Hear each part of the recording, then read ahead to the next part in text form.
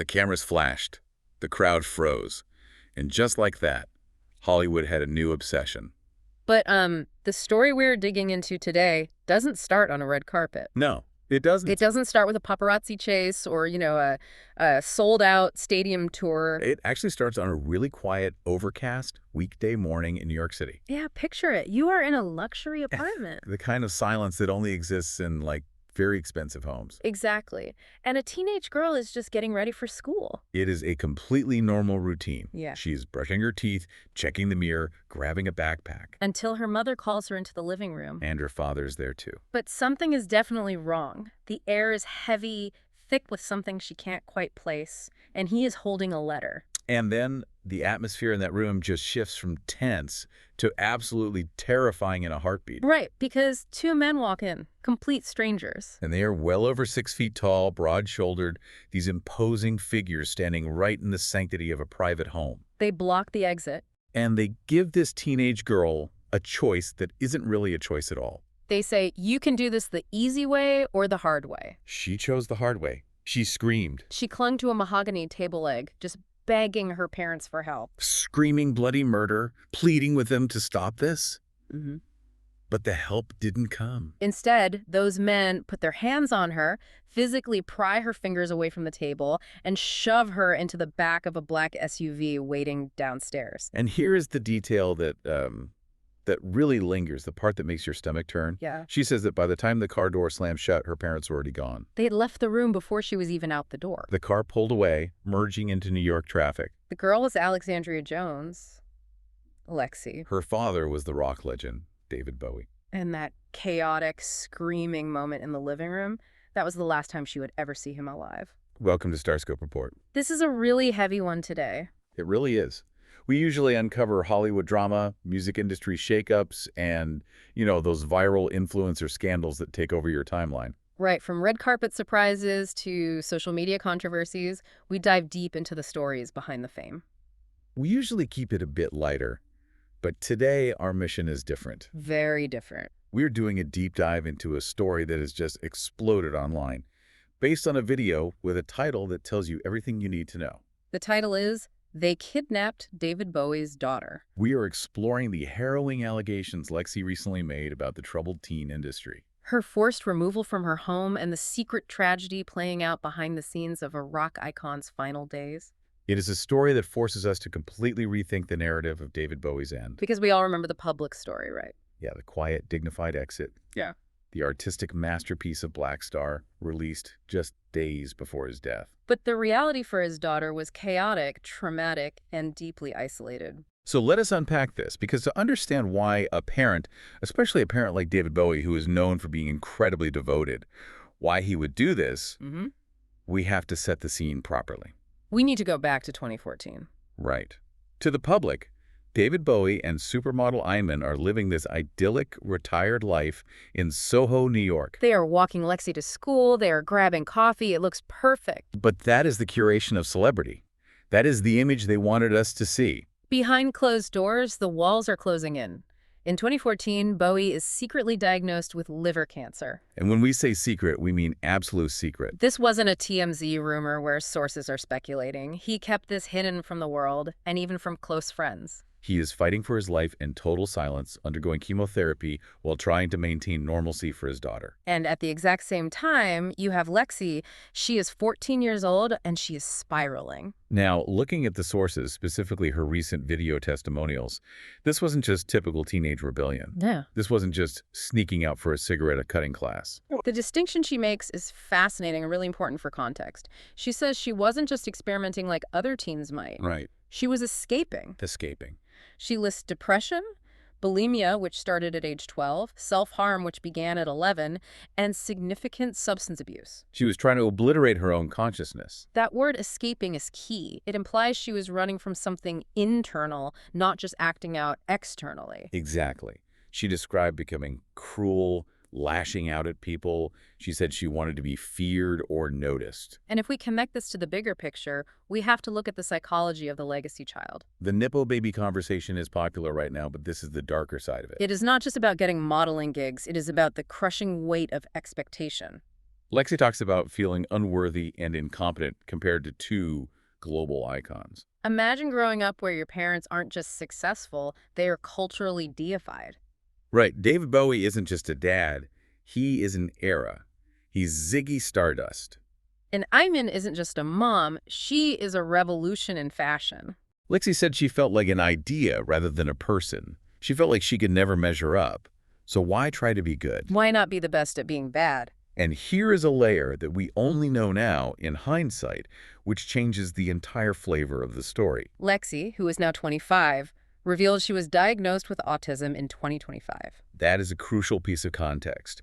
It changes how we view those teenage years completely. She now looks back at the lashing out, the substance abuse, through the lens of neurodivergence. Meaning what exactly? How does that diagnosis change the interpretation of her behavior back then? Meaning she was likely dealing with severe sensory processing issues, social confusion, and a desperate need to numb an environment that felt overwhelming. But at the time, to terrified parents dealing with a terminal illness, they didn't see unmasking or meltdowns. No, they saw a dangerous drug-fueled spiral. They saw a child who might die if they didn't intervene. So you have this collision. A dying father trying to control the end of his narrative, trying to keep the peace, and a daughter whose behavior feels uncontrollable and dangerous. And that desperation leads us back to that living room. The black SUV. It leads us to the troubled teen industry, or the TTI. Coming up, we go from a luxury New York apartment to digging holes in the frozen ground. You really won't believe where they sent her. So let us go back to that moment, the kidnapping. In the industry, they use euphemisms like youth transport or escort services. Sometimes it's even called compassionate transport, if you can believe that marketing spin. Compassionate transport. Yeah. Which feels like an oxymoron given the description of being physically dragged from a table. It is legal, provided the parents sign off on it. The parents effectively sign over temporary custody rights to the service. Lexi mentioned a letter. Before the men took her, David Bowie read her a letter. She says the trauma blocks out most of it, but she remembers the last line vividly. What was it? I'm sorry we have to do this. Wow. I'm sorry we have to do this. That sticks with you. It really does. It suggests they felt they had no other option. It wasn't done out of malice, but out of a lack of alternatives in their minds. It suggests reluctance, maybe even desperation.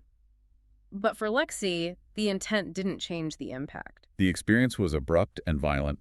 She was taken to a wilderness therapy program. She was there for 91 days. 91 days. 3 months in the wild. And looking at the details she shared, this wasn't a scout trip. Far from it. Can you walk us through what wilderness therapy actually looks like in this context? It is a controversial arm of the mental health industry. The premise, theoretically, is to remove distractions and build confidence through survival. But the reality Lexi describes is what critics call attack therapy. She describes arriving and immediately being strip-searched. A 14-year-old girl, strip-searched by strangers. Right. They took her clothes, gave her a uniform, blue fleece, snow pants, and a backpack she says was bigger than she was. And she is a city girl. She is from Soho. She probably hadn't spent much time in that kind of rugged environment. Suddenly, she's living outdoors in winter conditions, sleeping under tarps on yoga mats. What they call burrito-style sleeping to prevent movement. Making fires with flint and steel just to cook a meal. But it is the degradation that really stands out in her account. The bathroom situation. That part really stuck with me when I was reading the source material. It just felt so unnecessary. It is designed to strip away dignity. She had to dig holes in the ground to use the bathroom. But it is not just the physical acts. She had to count out loud while doing it. Count out loud. Why? I mean, legitimately, what is the possible therapeutic reason for making a teenage girl count out loud while using the bathroom in the woods? Surveillance. The staff needs to know exactly where you are and that you haven't run off. Unbelievable. If you stop counting, they come running. It creates a dynamic of total lack of privacy. You are never alone, not even for a second. And she was allowed only 1 shower a week. 1 shower a week. And she mentions that you weren't allowed to talk to new arrivals. Total isolation from peers. It is a technique to break down peer bonds, so the only reliance is on the staff. Lexi calls it mental and emotional manipulation. She explicitly calls it abuse. And she is not alone in that characterization. She references Paris Hilton, who has been a massive advocate against these facilities. Paris has testified before Congress about very similar experiences. Strip searches, isolation, being treated like an inmate rather than a patient. And for Lexi, she felt like a problem being passed off. She said, "I felt stripped of any right to stay in my own life." And remember the split screen here. This is the part that hurts. While she is digging holes in the frozen ground and being watched while she sleeps, her father is in New York, getting sicker. The clock is ticking on his life, and she is completely unaware. If you are loving these Hollywood twists and want to stay in the loop on industry secrets, make sure you are subscribed. We have got even crazier stories ahead. So after 91 days in the wilderness, you would think the treatment would be over. Yeah. You survived the winter, you did the time. You would think. But she isn't brought home. Instead, she is transferred to a residential treatment center in Utah. And she stays there for another 13 months. Utah is the epicenter of this industry. It is often called the parental rights capital because regulations there historically favored the facility over the child's rights. The surveillance continues. Lexi says staff watched her sleep. More strip searches. It becomes her new normal. And this brings us to January 2016. The timeline here is just heartbreaking. David Bowie's condition becomes terminal. Lexi is thousands of miles away, effectively locked up. She did have phone privileges, but they were monitored and limited. She speaks about the last contact she had with him. It was January 8th, his 69th birthday. And the day he released his final album, Black Star, which we now know was his goodbye letter to the world. Exactly, she calls it the exchange I love yous. And she says something profound in her video. She says, "We both knew." Even over the phone, thousands of miles away, despite the secrecy, she knew it was goodbye. 2 days later, January 10th, 2016. The world stops. The news breaks. David Bowie has died. And how does his daughter find out? Because usually there's a protocol for this, surely. A family member comes to get you. You would hope. But she finds out the way the rest of us did. She sees a public post. She sees a headline. Can you imagine? You are 15 years old, locked in a facility, and you find out your dad is dead from a screen. It gets worse. It was the specific phrasing of the official statement that broke her. The statement read, "David Bowie passed away peacefully today, surrounded by his family." Surrounded by his family. Lexi said that line made her physically ill. Her reaction was, yeah, the whole family was there. Except for me. Except for the one who mattered most to him. I mean, that is the narrative tragedy here. The public sees this beautiful closure, this perfect artistic death, but the reality was that his youngest child was missing. And the institution's response to this is, well, it is clinical to the point of cruelty. They didn't send her home immediately for the funeral or to be with her mother. Instead, they created what they called a grief and loss phase. A grief and loss phase. That sounds like corporate speak. It sounds like something from a dystopian novel. It is exactly that. They categorized her grief. They assigned milestones she had to hit to prove she was processing it correctly. Lexi reflects on this now, saying she thought it was normal at the time because she had no other frame of reference. But looking back, she sees it as stripping her of her own life and her own natural mourning process. It sounds so robotic. Like, check this box to prove you are sad enough, but not too sad that you are unstable. Precisely. It turns a human experience into a behavioral objective. If you cry too much, you are unstable. If you don't cry enough, you are in denial. You can't win. You just have to perform the grief the way they want you to. But later in the episode, we will talk about the shocking twist nobody saw coming. Because the story doesn't end in 2016. 10 years later, Lexi is speaking out, and she has a blunt message for the people who claim to be her friends. Let us fast forward to the present day. We are in 2026. Lexi Jones is 25. She is stepping out of the shadows. She released her debut album, Xandri, in April 2025. And she did it independently, right? No ads, no big label push. Which is a statement in itself. She is forging her own path, refusing to be a copy of her dad. She has explicitly said she's not trying to fill his shoes. She's trying to walk in her own. But this January 8th, 2026, what would have been Bowie's 79th birthday, things got heated on social media. She posted a tribute, which is standard. Happy birthday, Pops, Miss Via. But then she posted a follow-up story that was raw. It was the kind of thing PR teams usually delete immediately because it is too real. No, it was blunt. She wrote, "Thank you to all the people I don't know, and flock you to all of my friends who never texted me at all. I got one text." 90,000 likes from strangers, one text from a friend. That is the isolation of the legacy child we talked about earlier. Everyone loves the idea of David Bowie. Everyone wants to be at the parties. But who is checking in on the human being? The daughter he left behind. It highlights a really painful reality. She is surrounded by people who likely want proximity to the fame, the hangers-on, the industry types. But when the anniversary of a trauma comes around, and remember, for her, This date represents not just loss, but that abandonment in Utah. The real support network just wasn't there. Now, obviously, this story has sparked a massive debate online. We have been combing through the Reddit threads and the comment sections, and it is divided. It is not as simple as parents bad or facility bad. It is deeply divided. On one side, you have viewpoint A. These are the people arguing that the troubled teen industry is predatory and abusive. They look at Lexi's story, the kidnapping, the strip searches, the isolation during a terminal illness, and they see a clear victim of a system that capitalizes on wealthy parents' fears. And they argue that no matter what she was doing, drugs, acting out, you don't send a child away when her father is dying. You just don't. That is the line in the sand for them. You keep the family together at the end. Right. But then you have viewpoint B, and we have to impartially acknowledge this perspective too. You have David and Iman, terrified parents. David knows addiction. He nearly died from it in the 70s. The Thin White Duke era was fueled by cocaine and psychosis.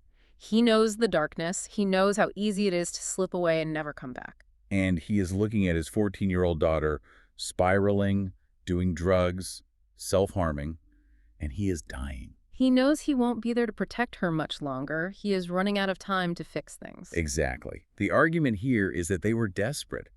They might have been misled by the industry, which happens constantly. These places have glossy brochures and high success rate claims, but their motivation was likely to save her life. Some comments even suggested maybe she is alive today because they sent her away. It is the ultimate tough love argument, that it was the lesser of two evils. It is.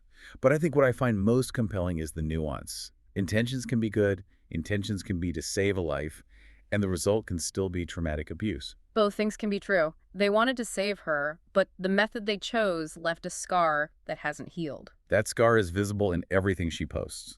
She talks about still flinching when things feel too controlled. She scans rooms for rules she hasn't been told yet. That is a trauma response. It is hypervigilance, and it is a direct result of being in an environment where you are constantly watched and evaluated. You never really leave that place, you just learn to hide it better. So what does this all mean? We have a rock god, a supermodel, a troubled teen, and a tragic death. But at the core, it is about a family crisis handled in a way that had permanent consequences. It challenges the surrounded by family narrative. That was a PR truth. It was what the world needed to hear to feel okay about Bowie's death. But it was a personal lie for Lexi. And that last line of the letter, I'm sorry we have to do this. It haunts the whole story. It is an apology in advance for the pain that was coming. Lexi is using her voice now. She is warning others about the TTI. She is reclaiming her narrative through her music. She is not just the girl in the black SUV anymore. She is taking ownership of her history. And that is the most powerful reclamation of all. Taking the hard way she was forced into and making it her own path. Stay tuned and hit that subscribe button so you don't miss what is coming next in our deep dives. Before we wrap up, I want to leave you with something to really mull over. We constantly judge celebrity parents for being too permissive, for creating these Nepo babies with absolutely no boundaries. But in this case, the pendulum swung the entirely opposite way. Extreme control, extreme intervention. If you were in that impossible position, a terminal diagnosis, a child in severe danger and limited time, what would you have done? And would you trust a system that promises to fix your child in exchange for their freedom? That is the question. And I don't think there is an easy answer at all. You've been listening to StarScope Report, where we uncover the stories shaping Hollywood, music, and pop culture. Thanks for tuning in, and don't forget to subscribe for more stories that keep the stars shining.